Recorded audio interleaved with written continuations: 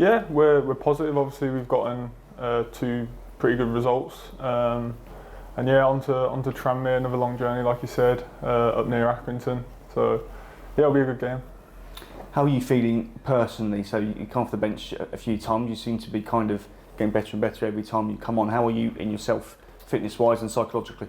Yeah, probably in the best place I've been. It's been a long time coming. Obviously, trusting my body again and trying to build myself up to that sort of robustness that I need. And again, it's not something that's going to happen overnight. You know, like you said, coming off the bench is going to help that, getting those minutes in, and hopefully it can continue. Of course, you've been frustrated with injuries and things on that. I know you've been absolutely desperate to play, and I think the guys behind the scenes kind of gave you your own individual program to kind of work on your load. And so far, touch wood, it's worked well.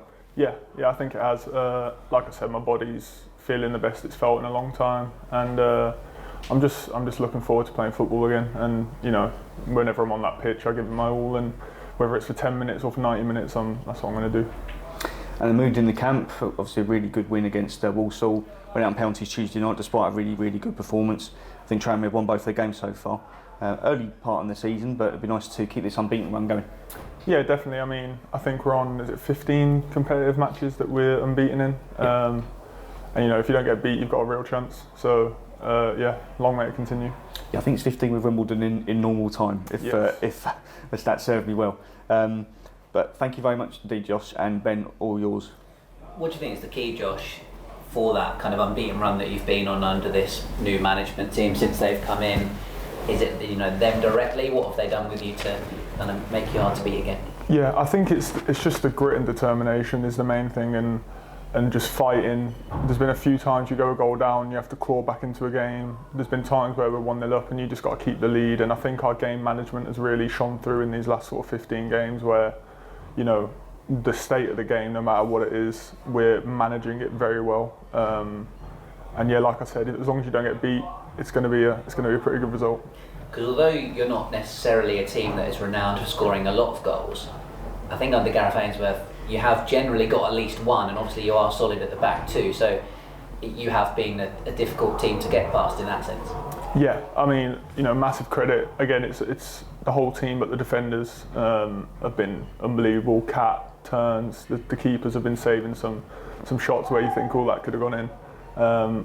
And you know, massive credit to them because they're keeping the ball out of the net. And like you said, although we've maybe struggled to score goals in the past, I think, you know, since Gareth's come in and Gaffer's come in, he's been, you know, like you said, we've been scoring most games. And you know, if you're not conceding, you're scoring one. A 1-0 win's the same as a 5-0 win. It's 3 points.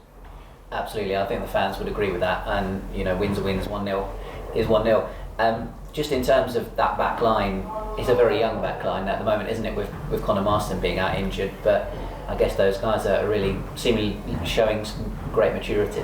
Yeah, I mean, like you said, they're young but they're experienced. You know, Shad's played nearly every game since I came in.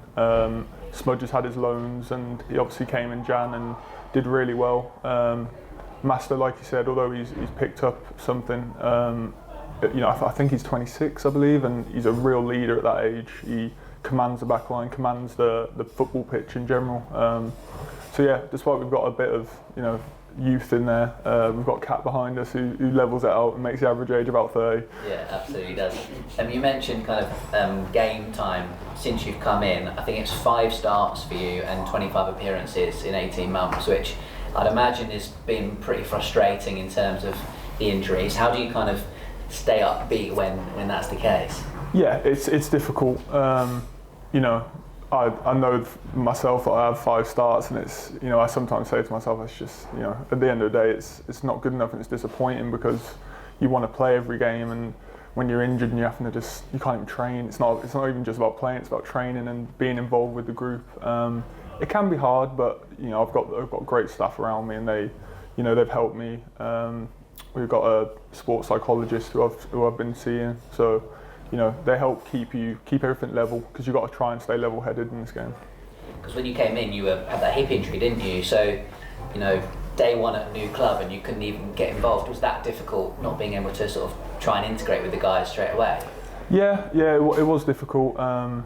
like I said, that was under Stephen Clements, and he was really helpful when he brought me in, and he, told me to not rush anything.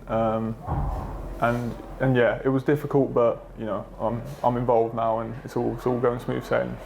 Like you say, in terms of the starts and your role off the bench, you have impressed from the substitutes bench so far this season. And I guess these days in modern football, it's less about who starts and who's on the sideline. It's kind of who starts and who finishes almost. Mm-hmm. That's becoming a big part of the modern game, isn't it?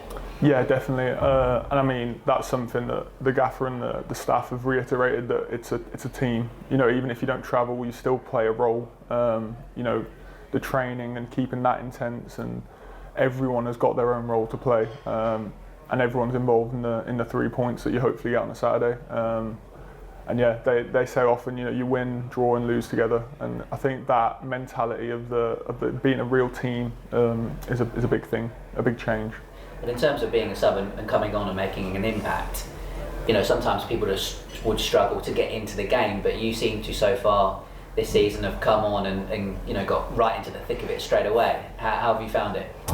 Yeah, it's been really good. I think most of my first phases of play have been probably running over someone, and after I've got that first contact, you get the blood going and you feel right in the thick of the game, because it is 100 miles an hour when you step on, and you have to get up to speed quickly. And I think that's something I've sort of developed, because you said 5 starts, 25 appearances. That's 20 appearances off the bench, so I'm getting used to that getting up to speed quickly. And yeah, I mean, it's a different dynamic coming off the bench.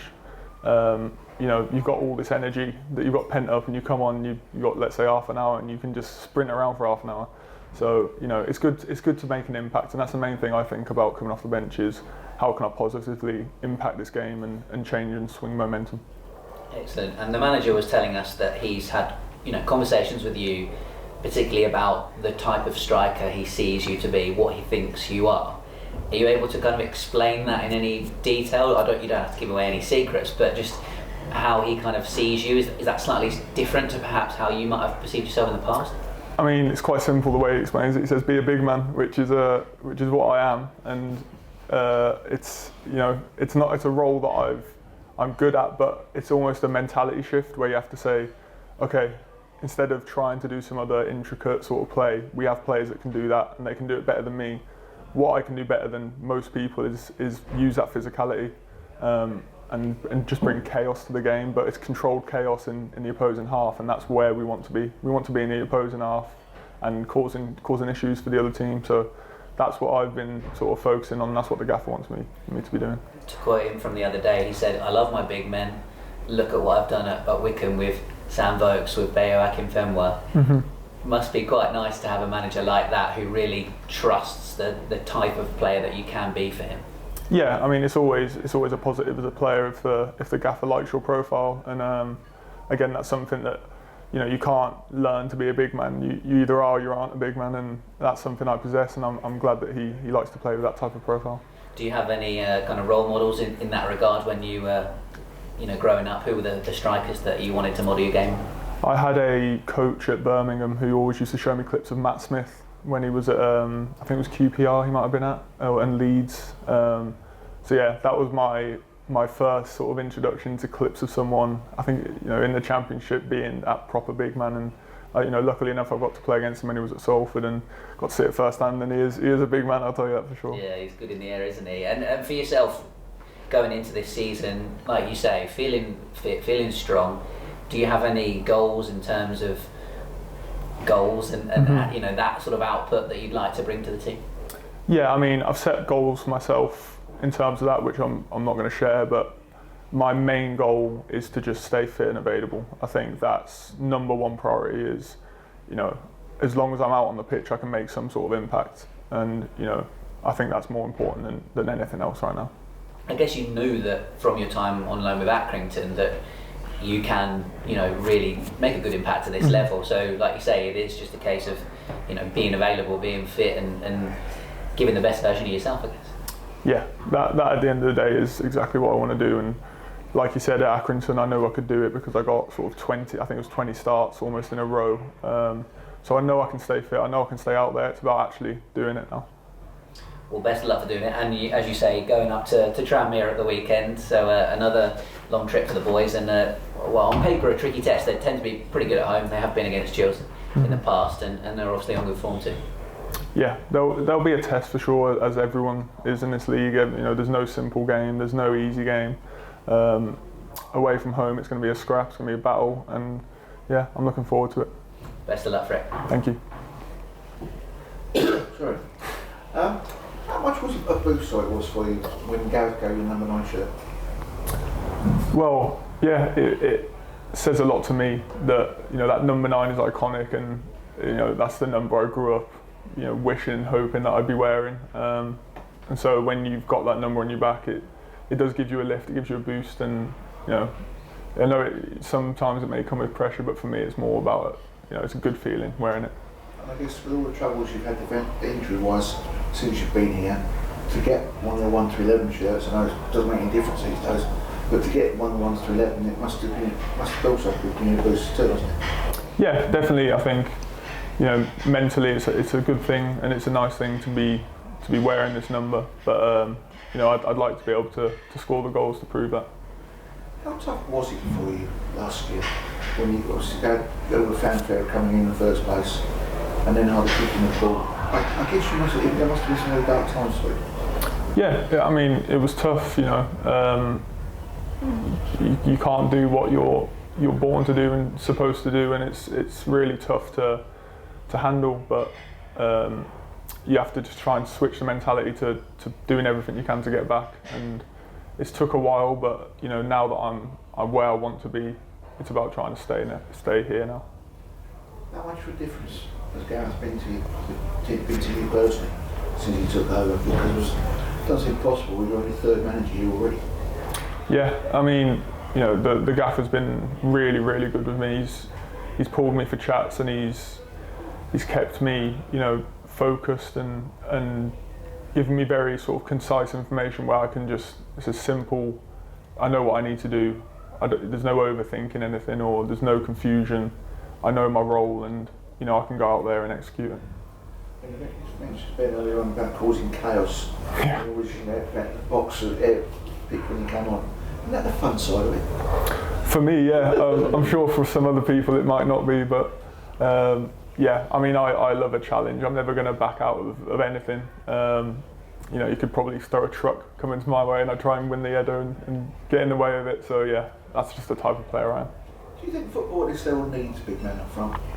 Because obviously there are teams who will turn around and say to you, oh, we've got a false 9 or whatever else. Mm-hmm. But to me, watching the sides that have got a big man up front seem to do well.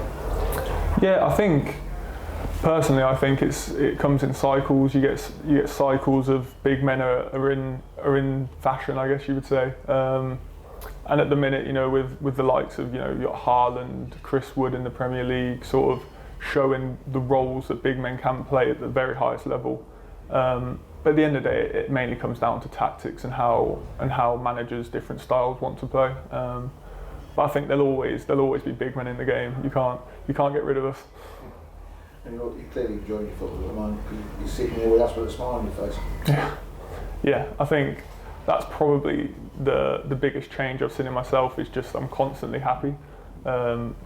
Being in and around the training and the lads and getting the games is just it's what gives you that happiness as a footballer. And you know, since pre-season, you know, not having to see the physio bed again has been the best thing ever.